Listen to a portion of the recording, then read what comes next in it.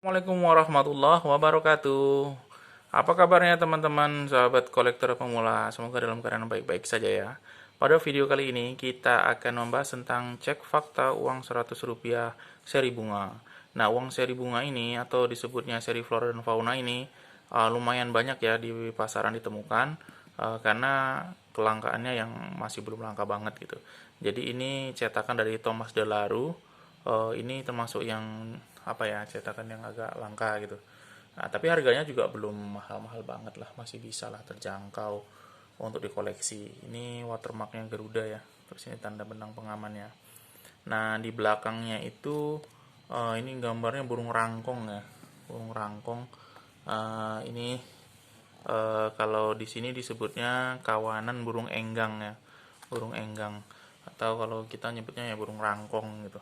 Nah, ini orang menyebutnya flora dan fauna ya karena di depannya ini bergambar flora dan di belakangnya ini bergambar fauna.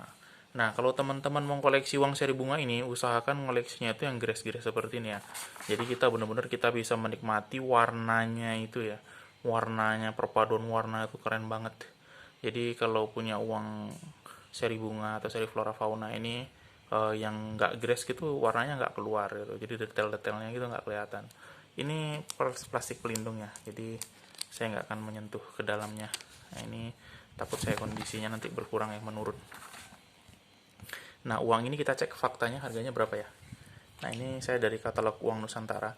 Untuk yang Thomas Delaru ini harganya sekitar berapa ini? Kalau yang berapa huruf ini? Ini dua huruf ya, dua huruf. Itu yang very good-nya itu kondisi jelek-jelekan 10.000, kondisi agak bagusan 35.000, dan grass 150.000. Jadi ini termasuk uang kuno yang belum langka ya, yang belum langka.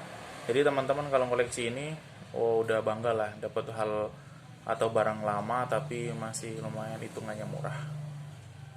Oke teman-teman, terima kasih. Inilah sekilas tentang uang 100 flora dan fauna.